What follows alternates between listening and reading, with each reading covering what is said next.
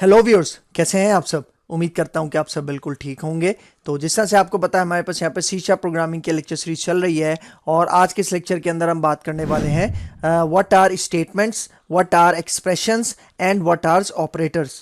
भाई बहुत ज़्यादा इंपॉर्टेंट कॉन्सेप्ट है स्टेटमेंट्स, एक्सप्रेशंस और ऑपरेटर्स। तो आपने मेक श्योर करना है कि इस वीडियो को एंड तक वॉच करना है ताकि आपको इसका कंप्लीट कॉन्सेप्ट समझ में आ सके। तो वीडियो को स्टार्ट करने से पहले एक छोटी सी रिक्वेस्ट कि अगर आप मेरे चैनल पे फर्स्ट टाइम आए हो और अभी तक आपने मेरा चैनल सब्सक्राइब नहीं किया तो चैनल भी सब्सक्राइब कर लो। इसके साथ साथ बेल का आइकन भी प्रेस कर लो क्योंकि और भी बहुत सारी वीडियोस इस लेक्चर सीरीज के अंदर आने वाली हैं। तो मैं हूं आपका सर मोहम्मद आदिल और अब हम अपना लेक्चर स्टार्ट करते हैं।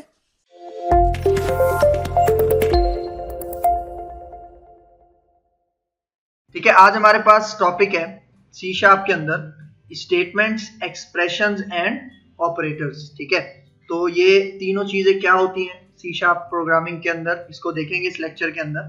ठीक है, तो सबसे पहले समझते हैं कि स्टेटमेंट्स क्या होती हैं। ठीक है, तो स्टेटमेंट्स को समझाने से पहले यहाँ पे कुछ पॉइंट्स हैं।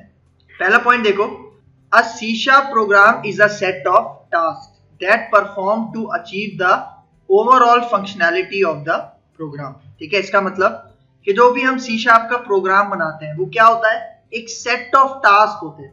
ठीक है, मतलब एक प्रोग्राम के अंदर सिर्फ एक टास्क नहीं होता। ठीक है, एक प्रोग्राम के अंदर, सी शार्प प्रोग्राम के अंदर मल्टीपल सेट ऑफ टास्क होते हैं। ठीक है, फॉर एग्जांपल अगर मैं एक छोटा सा प्रोग्राम बनाऊं कैलकुलेटर का सी शार्प के अंदर, तो उसके अंदर भी आपके पास मल्टीपल टास्क होते हैं। एक टास्क एडिशन परफॉर्म करवाएगा, एक टास्क सब्ट्रैक्शन परफॉर्म करवाएगा, इस तरह से सेट ऑफ टास्क होते हैं। ठीक है, तो वो सेट ऑफ टास्क जब मिलके एक प्रोग्राम बनाते हैं तो हम अपने उस सॉफ्टवेयर की, उस प्रोग्राम की पूरी फंक्शनैलिटी हासिल कर लेते हैं। अब सेकंड पॉइंट क्या कह रहा है, to perform the task programmers provide instructions. ठीक है, मतलब अगर कुछ टास्क परफॉर्म करवाने हैं तो प्रोग्रामर को क्या करना पड़ता है, कुछ इंस्ट्रक्शंस लिखनी होती हैं अपने प्रोग्राम के अंदर जिनसे वो टास्क क्या होंगे, परफॉर्म होंगे। तो वो जो इंस्ट्रक्शंस हम लिखते हैं ना, वो जो हम कोडिंग करते हैं, वो जो हम लाइंस लिखते हैं, उसको सी शार्प प्रोग्रामिंग के अंदर क्या कहा जाता है, स्टेटमेंट। जिस तरह मुझे अगर यूजर से एक इनपुट लेना है तो हम एक मेथड यूज करते हैं कंसोल डॉट रीड लाइन। तो इसके लिए जो मैं पूरी एक लाइन लिखूंगा ये क्या कहलाएगी, एक स्टेटमेंट कहलाएगी। ठीक है, और भी बहुत सारी चीजें होती हैं स्टेटमेंट के अंदर, इसको देखते हैं। तो यहाँ पे कह रहा है वो जो टास्क हमें परफॉर्म करने होते हैं उनके लिए इंस्ट्रक्शंस हमें लिखनी होती हैं। तो वो जो इंस्ट्रक्शंस हम लिखते हैं, प्रोग्रामर लिखता है, उसको क्या कहा जाता है, स्टेटमेंट्स। ठीक है, फिर third point, a C sharp statement can contain expressions. मतलब ये क्या कह रहा है, जो सी शार्प की एक स्टेटमेंट होती है उसके अंदर क्या होते हैं, एक्सप्रेशंस होते हैं दैट इवैल्यूएट्स अ वैल्यू। अब एक्सप्रेशंस हम किसे कहते हैं, भाई आपने एक कॉन्सेप्ट सुना होगा ऑपरेंड्स और ऑपरेटर्स का। ठीक है, मतलब अगर मैं आपको ये बताऊं 2+2, तो ये क्या है, एक एक्सप्रेशन है। ठीक है, और इसमें 2 क्या है, ऑपरेंड है, और प्लस क्या है, ऑपरेटर है। सही है, तो ऑपरेंड्स और ऑपरेटर्स को, उसका जो कॉम्बिनेशन है उसको मैं क्या कह रहा हूं, एक्सप्रेशन। ठीक है, और एक स्टेटमेंट के अंदर मैं एक एक्सप्रेशन भी लिख सकता हूं ना। सही है, तो यही कॉन्सेप्ट यहां पे समझा रहा है। फिर next point, statements are referred to as logical grouping of variables, operators and C sharp keywords that perform a specific task. मतलब एक स्टेटमेंट के अंदर वेरिएबल्स भी हो सकते हैं, ऑपरेटर्स भी हो सकते हैं, और सी शार्प के कोई कीवर्ड्स भी हो सकते हैं। फॉर एग्जांपल हमने इंट पढ़ा था, इंट डेटा टाइप। इंट क्या है, इंट एक सी शार्प का कीवर्ड है। बूल क्या है, एक कीवर्ड है। स्ट्रिंग क्या है, एक कीवर्ड है। मतलब बहुत सारे ऐसे वर्ड्स हैं जिनको सी शार्प कीवर्ड्स मानता है और उनकी एक स्पेशल मीनिंग होती है कंपाइलर के अकॉर्डिंग। तो यहाँ पे यही कह रहा है, स्टेटमेंट्स किन चीजों की ग्रुपिंग होती है, किन चीजों का ग्रुप होता है, variables, operator, C sharp, keywords. ये सारी चीजें किसके अंदर आती हैं, एक स्टेटमेंट के अंदर आती हैं। ठीक है, for example the line which initialize a variable by assigning it a value is a statement. मतलब यहाँ पे क्या कह रहा है, हम जब वेरिएबल को इनिशियलाइज करते हैं ना, मतलब किसी भी वेरिएबल को मैं कोई वैल्यू देता हूं। फॉर एग्जांपल इंटीजर वेरिएबल है a, इसको मैं वैल्यू असाइन करता हूं 20, तो इसके लिए जो मैं पूरी लाइन लिखूंगा वो क्या कहलाएगी, स्टेटमेंट। ठीक है, सिंपल सा कॉन्सेप्ट है। फिर देखो, in C sharp a statement ends with a semicolon. भाई देखो, आप कोई अपनी बुक में कोई स्टेटमेंट लिखते हो, उसको एंड किससे करते हो, फुल स्टॉप से। प्रोग्रामिंग में हम एंड किससे करेंगे, सेमीकोलन से, ठीक है। तो एक ये पॉइंट याद रखना। फिर last point, a C sharp program contains multiple statements grouped in blocks. हम जब भी अपना कोई प्रोग्राम लिखते हैं, हम कोई एक स्टेटमेंट तो नहीं लिखते ना, उसमें मल्टीपल स्टेटमेंट्स लिखते हैं, मल्टीपल लाइंस ऑफ कोडिंग लिखते हैं, ठीक है। तो अक्सर ऐसा होता है, फॉर एग्जाम्पल मैंने 4 स्टेटमेंट्स लिखी है, 4 लाइन लिखी है, और उसको मैं एक ब्लॉक के अंदर बंद करता हूं, एक स्कोप के अंदर बंद करता हूं। जिस तरह हमारे पास मेन मेथड था, मेन मेथड के कर्ली ब्रैकेट होते हैं, ओपन कर्ली ब्रैकेट होता है और क्लोजिंग कर्ली ब्रैकेट होता है। तो वो क्या है, उसका एक ब्लॉक है, स्कोप है, मतलब वो जो 4 स्टेटमेंट्स मैं उस मेथड के अंदर रखता हूं, इसका मतलब वो पूरा क्या है, ब्लॉक है। तो यहाँ पे देखो, इसको थोड़ा डायग्रामेटिकली भी समझाया हुआ है, सही है। मतलब देखो हमारा मेन मेथड है, सही है, इसके अंदर ये मैंने 4 लाइन जो लिखी है, इनको मैं 4 स्टेटमेंट्स कह सकता हूं, क्योंकि इसमें कॉम्बिनेशन ऑफ क्या है, कीवर्ड्स हैं, वेरिएबल्स हैं, ऑपरेटर्स हैं, ठीक है। तो ये जो आपको नजर आ रहा है ना, ओपन कर्ली ब्रैकेट और क्लोजिंग कर्ली ब्रैकेट, किसका, मेन मेथड का, ये पूरा क्या है, ब्लॉक। और इसके अंदर क्या लिखा हुआ है हमने, मल्टीपल स्टेटमेंट्स लिखी हुई है। तो मल्टीपल स्टेटमेंट्स हम एक ब्लॉक के अंदर लिख सकते हैं। अब देखो, इसको ये जो ओपन कर्ली ब्रैकेट और क्लोजिंग कर्ली ब्रैकेट है ना, इसको ब्लॉक भी कहा जाता है, इसको स्कोप भी कहा जाता है, सही है, याद रखना, ये 2 टर्म्स यूज होती है। तो यहाँ पे ये कह रहा है, C sharp program contains multiple statements grouped in blocks, मतलब हम उन्हें ग्रुप कहां पे करते हैं, ब्लॉक्स की शक्ल में उनको ग्रुप करते हैं। अब block is a code segment enclosed in curly brackets, मतलब एक ब्लॉक क्या होता है, उसमें कोड सेगमेंट्स होते हैं, मतलब छोटे छोटे टुकड़े होते हैं, छोटे छोटे स्टेटमेंट्स होते हैं, जो हम कर्ली ब्रैकेट्स के अंदर बंद करते हैं, उनको कहा जाता है ब्लॉक, ठीक है, सही है। तो ये एक फिगर से समझाया मैंने, यहाँ पे जो मेन मेथड को रेफर कर रहा है। मतलब देखो, अब ये जो ब्लॉक है ना, ये सिर्फ मेन मेथड का तो नहीं हो सकता ना, ये कोई नॉर्मल मेथड का भी हो सकता है, इफ का भी हो सकता है, एल्स का भी हो सकता है, लूप का भी हो सकता है, किसी का भी हो सकता है। अब देखो, statements are used to specify the input, the process and the output task of a program. मतलब स्टेटमेंट्स हम क्यों लिखते हैं, कि अगर हमें कोई इनपुट लेना हो तो उसके लिए स्टेटमेंट्स लिखते हैं, ठीक है, कोई प्रोसेस हमें करवाना हो उसके लिए स्टेटमेंट्स लिखते हैं, और कोई आउटपुट जनरेट करवाना हो तो उनके लिए भी हम क्या करते हैं, स्टेटमेंट्स यूज करते हैं। तो स्टेटमेंट्स के अंदर कौन कौन सी चीजें आ सकती हैं, मतलब एक स्टेटमेंट किन चीजों से मिलके बनती है। तो यहाँ पे देखो, पहला क्या है, डेटा टाइप्स, इंट, कैर, फ्लोट, डबल, ये क्या है, डेटा टाइप्स। वेरिएबल्स, ये जो वेरिएबल बनाते हैं, A B C. Operators, plus, minus, logical operators, और बहुत सारे ऑपरेटर्स होते हैं, इसको देखेंगे हम। फिर कॉन्स्टेंट्स, हमने कांस्टेंट वेरिएबल लास्ट लेक्चर के अंदर पढ़ा था, ठीक है, जिसके लिए हमने कॉन्स्ट का कीवर्ड यूज किया था, तो वो कांस्टेंट वेरिएबल्स हम बना सकते हैं। लिटरल्स, लिटरल्स मैंने क्या बताया था, जब भी आप वेरिएबल को कोई ना कोई वैल्यू देते हो, स्ट्रिंग हो, इंटीजर हो, फ्लोट हो, तो वो क्या कहलाता है, लिटरल्स, ठीक है। फिर कीवर्ड्स, यही बात कि ये जितने भी आपके पास कीवर्ड्स हैं, फॉर एग्जांपल फॉर लूप के लिए हम फॉर जो यूज करते हैं, क्या है, कीवर्ड है। इसी तरह से सी शार्प के अंदर और बहुत सारे कीवर्ड्स हैं। फिर एस्केप सीक्वेंस कैरेक्टर्स। अब देखो, मैंने आपको एक एस्केप सीक्वेंस कैरेक्टर बताया था, बैकस्लैश n। बैकस्लैश n क्या करता है, जो भी आप स्टेटमेंट लिखते हो उसके बाद अगर बैकस्लैश n आ जाएगा तो आगे की स्टेटमेंट नेक्स्ट लाइन पे प्रिंट होंगी, ठीक है, मतलब समझ लो लाइन को ब्रेक कर देता है, ठीक है, नेक्स्ट लाइन पे ले जाता है, ठीक है। कौन सा, आपके पास वो जो एस्केप सीक्वेंस कैरेक्टर्स होता है, बैकस्लैश n। ये जो बैकस्लैश n है, इसको एक कैरेक्टर माना जाता है, ठीक है, ये बात याद रखना, ठीक है। तो इन सारी चीजों से मिलके आप क्या बना सकते हो, स्टेटमेंट्स बना सकते हो, ठीक है। अब देखो, statements help you build a logical flow in the program with the help of statements you can, मतलब स्टेटमेंट्स हम क्यों यूज करते हैं, अपने प्रोग्राम के लॉजिकल फ्लो को बिल्ड करने के लिए, मतलब लॉजिक्स लगाने के लिए, ये सारी चीजें हम स्टेटमेंट्स के थ्रू काम करते हैं। तो हम क्या क्या काम करवा सकते हैं स्टेटमेंट्स को यूज करके। पहला क्या कह रहा है, इनिशियलाइज वेरिएबल्स एंड ऑब्जेक्ट्स, मतलब अगर मुझे किसी वेरिएबल को या ऑब्जेक्ट को इनिशियलाइज करना है, उसको वैल्यू देनी है, तो जाहिर बात है मुझे स्टेटमेंट लिखनी पड़ेगी। फिर इसी तरह कोई इनपुट लेना है console dot read line method के थ्रू, तो वो क्या है, एक स्टेटमेंट है। फिर call a method of a class, class के अंदर मेथड बने होते हैं ना, जिस तरह ये मेन मेथड है, ये हमारी क्लास के अंदर बना होता है। तो इस तरह के जो हम दूसरे मेथड्स बनाते हैं, तो अगर उन मेथड्स को हमें कॉल करना हो, इन्वोक करना हो, ठीक है, तो उसके लिए भी हम स्टेटमेंट्स लिखते हैं, ठीक है। फिर display the output, console dot right line use करके आउटपुट डिस्प्ले करवाते हैं ना कंसोल पे, ठीक है, तो वो क्या होता है, उसके लिए भी स्टेटमेंट लिखना पड़ता है। ठीक है, तो ये सारी चीजें, और भी बहुत सारी चीजें होती हैं, सिर्फ ये चारों चीजें नहीं है, और भी बहुत सारी चीजें जिनके लिए हम स्टेटमेंट्स का यूज करते हैं। अब आ जाओ टाइप्स ऑफ स्टेटमेंट्स। देखो, similar to statements in C and C plus plus. भाई देखो, आपके पास जितनी भी प्रोग्रामिंग लैंग्वेजेस है ना, उनमें स्टेटमेंट्स का कॉन्सेप्ट सेम है, डिफरेंट नहीं है। मतलब अगर मैं जो आपको पॉइंट्स सी शार्प के अकॉर्डिंग बता रहा हूं, वही पॉइंट सी में भी है, सी प्लस प्लस में भी है, जावा में भी है। मतलब आप जो भी कोडिंग करते हो उसको स्टेटमेंट ही कहा जाता है, उसके अलावा और कोई वर्ड आपको सुनने को नहीं मिलेगा, क्योंकि कुछ चीजें होती हैं जो सारी प्रोग्रामिंग लैंग्वेजेस में कॉमन होती है, सेम होती है।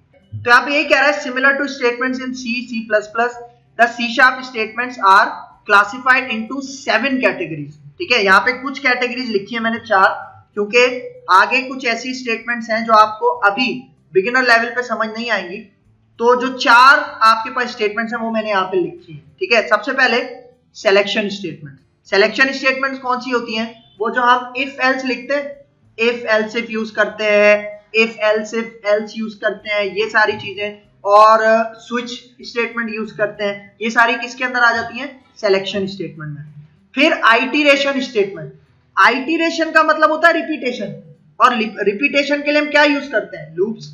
ठीक है, तो ये लूप्स किस में आ जाएंगे? आइटरेशन स्टेटमेंट्स में। फिर होती है जंप स्टेटमेंट्स। भाई आपने स्विच स्टेटमेंट में या लूप्स में आपने शायद कॉन्सेप्ट सुना हो, ब्रेक स्टेटमेंट होती है, एक ब्रेक का कीवर्ड होता है, कंटिन्यू का कीवर्ड होता है, तो ये क्या कहलाती है? जंप स्टेटमेंट्स कहलाती है। सही है। फिर इसके बाद आपके पास एक्सेप्शन हैंडलिंग स्टेटमेंट्स। ठीक है, एक्सेप्शन हैंडलिंग स्टेटमेंट्स किसे कहते हैं? आपको याद होगा जब हम वेरिएबल्स का टॉपिक पढ़ रहे थे तो हमारे पास एक एक्सेप्शन आई थी, जब हमने गलत फॉर्मेट दे दिया था। ठीक है, जब हमें इंटीजर को प्लस करवाना था लेकिन हमने स्ट्रिंग दे दिया था। ठीक है, तो उस केस में एक फॉर्मेट एक्सेप्शन आई थी। ठीक है, तो एक्सेप्शन आती है तो क्या होता है? हमारा प्रोग्राम बंद हो जाता है, टर्मिनेट हो जाता है। ठीक है, तो उसके लिए हमें वो जो एक्सेप्शन है उसको हैंडल करने के लिए हम एक कॉन्सेप्ट पढ़ते हैं ट्राई कैच ब्लॉक्स का, वो अभी आएगा आगे जाके। ठीक है, तो वो कहलाते हैं आपके पास एक्सेप्शन हैंडलिंग स्टेटमेंट्स। ठीक है, तो ये कुछ स्टेटमेंट्स हैं। ठीक है, मतलब टाइप्स हैं आप कह सकते हो स्टेटमेंट्स की, जो हम पढ़ेंगे आगे जाके। ठीक है, अब हमारे पास अगला कॉन्सेप्ट है एक्सप्रेशंस। ठीक है, अभी हमने पिछले लेक्चर में क्या देखा कि जो स्टेटमेंट्स हैं वो एक्सप्रेशन से मिलकर ही बनती हैं। एक्सप्रेशंस आपके पास क्या होती है? मैंने आपको बताया था, ऑपरेंड्स और ऑपरेटर्स का कॉम्बिनेशन हम किसे कहते हैं? एक्सप्रेशन को कहते हैं। तो इसका मतलब अगर मैं कोई स्टेटमेंट लिख रहा हूं तो उसके अंदर एक्सप्रेशन भी आ सकती है। ठीक है, तो देखो यहाँ पे क्या कह रहा है, expressions are used to manipulate data. मतलब डेटा के साथ जब हम काम करते हैं तो हम एक्सप्रेशंस यूज करते हैं। Like in mathematics, expressions in programming languages including C# are constructed from the operands and operators। मतलब जो हम एक्सप्रेशन बनाते हैं, ठीक है, उसके अंदर हम ऑपरेंड्स भी यूज करते हैं और ऑपरेटर्स भी यूज करते हैं। फॉर एग्जांपल 2 + 2, सही है, 2 क्या हो गया? ऑपरेंड हो गया, प्लस क्या हो गया? ऑपरेटर हो गया। इसी तरह हम इसको आगे भी बढ़ा सकते हैं ना, 2 + 2 -3, फिर मल्टीप्लाई बाय 4। इस तरह से मैं अपनी एक्सप्रेशन को बढ़ा सकता हूँ, पूरा फॉर्मूला बना सकता हूँ। ठीक है, तो इस चीज को कहते हैं हम एक्सप्रेशन। और अगर एक्सप्रेशन मैंने लिखी हुई है तो आप उसको भी क्या कह सकते हो? एक स्टेटमेंट कह सकते हो। ठीक है, क्योंकि स्टेटमेंट के अंदर ही एक्सप्रेशन आ जाती है।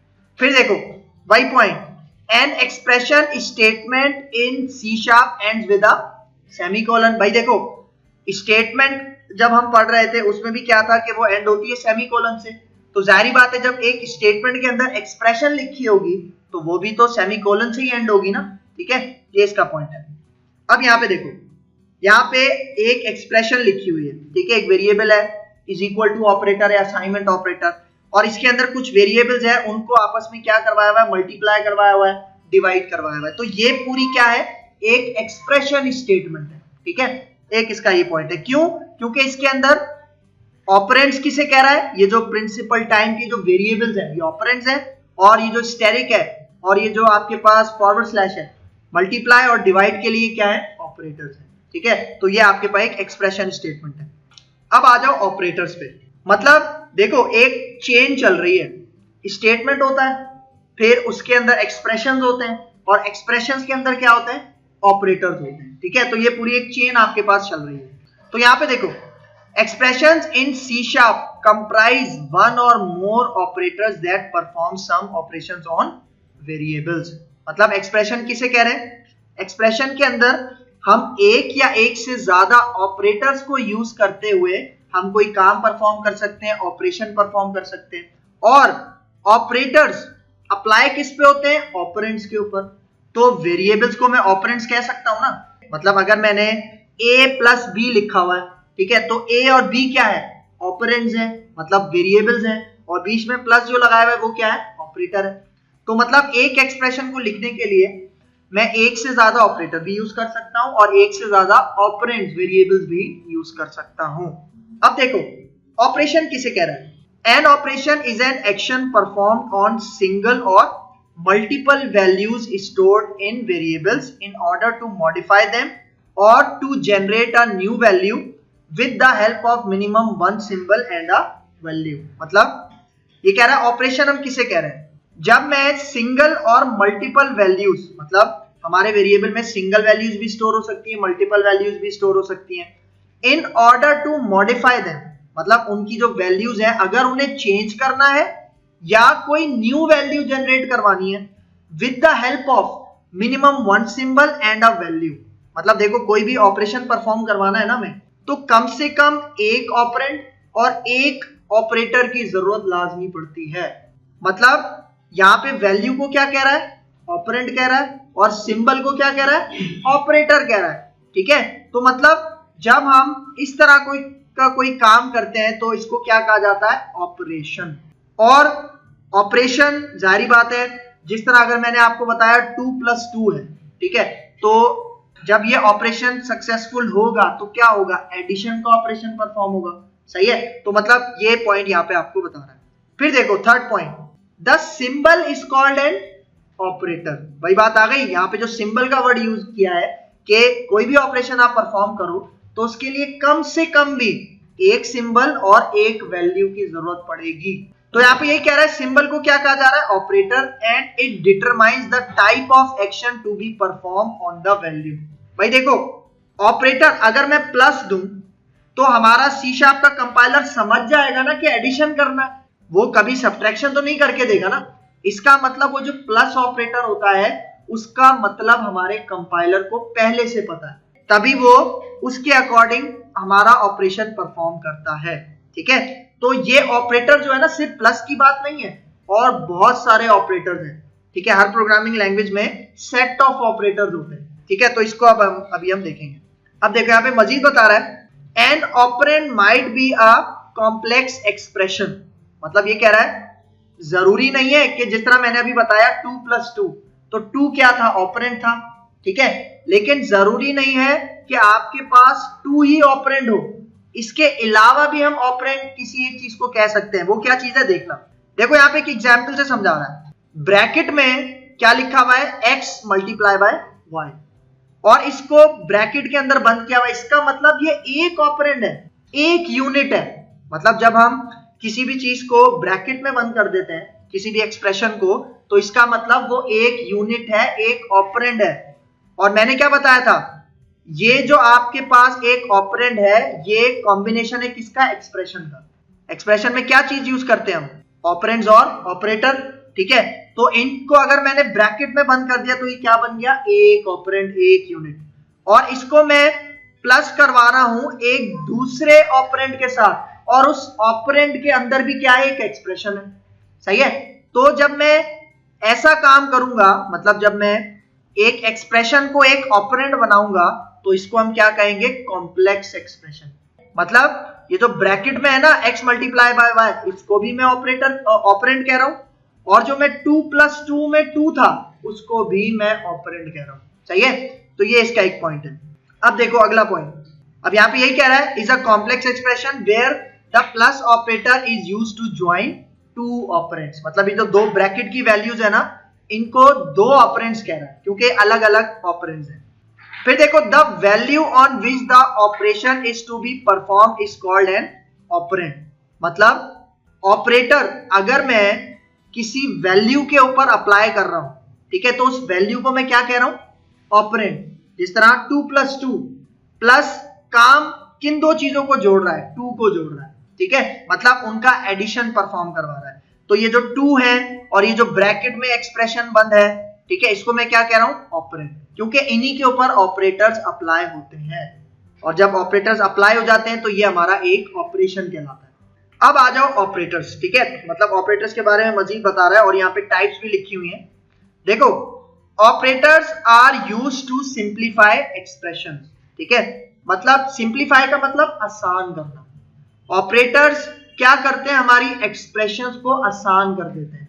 मतलब देखो, अगर ऑपरेटर्स लगे हुए होते हैं तो हमें पता होता है ना कि भाई इस एक्सप्रेशन को सॉल्व कैसे करना है। जिस तरह मैथमेटिक्स में अगर आपके पास लिखा हो 2 + 2 - 3 × 4, तो आपको पता होता है ना कि कौन सा ऑपरेटर का क्या काम है, आप उसी तरह से उसको सॉल्व करते हो। तो मतलब ऑपरेटर्स हमारी एक्सप्रेशंस को, एक्सप्रेशन किसे कह रहा हूं, जिसमें ऑपरेंड्स और ऑपरेटर्स आते हैं, उनको क्या करते हैं, सिंप्लीफाई करने के लिए हम ऑपरेटर्स का यूज करते हैं। फिर यहाँ पे देखो, in C# there is a predefined set of operators.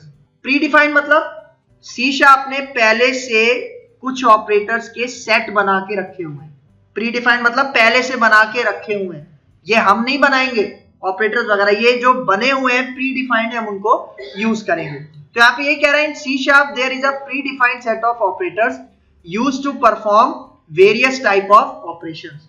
मतलब बहुत सारे ऑपरेटर्स है ना, हर एक ऑपरेटर का अलग अलग मकसद है। इस तरह प्लस का काम है एडिशन, माइनस का काम है सब्ट्रैक्शन, इसी तरह बहुत सारे ऑपरेटर्स हैं और उन सब के कुछ स्पेसिफिक टास्क हैं, ठीक है। तो यहाँ पे देखो, these are classified into 7 categories based on the action they perform on values। अब हमारे पास ऑपरेटर्स की 7 कैटेगरीज हैं। मतलब देखो, हर कैटेगरी के अंदर एक से ज्यादा ऑपरेटर आते हैं। मतलब अगर अरिथमेटिक ऑपरेटर्स है ना, तो इसके अंदर भी 4-5 ऑपरेटर्स हैं, रिलेशनल है, इसके अंदर भी 4-5 ऑपरेटर्स हैं। मतलब हर कैटेगरी के अंदर मल्टीपल ऑपरेटर्स आपको मिलेंगे, ठीक है। तो अरिथमेटिक ऑपरेटर्स हैं, रिलेशनल ऑपरेटर्स हैं, लॉजिकल ऑपरेटर्स हैं, बिटवाइज, कंडीशनल, इंक्रीमेंट, डिक्रीमेंट और असाइनमेंट ऑपरेटर्स। तो इसको 1 बाय 1 देखते हैं। सबसे पहले हम देखेंगे अरिथमेटिक ऑपरेटर्स को। अच्छा, अरिथमेटिक ऑपरेटर समझाने से पहले देखो, ये जितने भी ऑपरेटर्स मैंने आपको दिखाए, यहाँ पे कह रहे हैं 7 कैटेगरीज हैं, लेकिन ये 7 कैटेगरीज भी मजीद 3 कैटेगरीज में क्लासिफाई की गई हैं, ठीक है, जरा इसको समझना। Operators are classified into 3 categories. मतलब ये जितने भी मैंने आपको ऑपरेटर्स पीछे दिखाए हैं, ये वाले, ये इन 3 कैटेगरीज के अंदर आते हैं।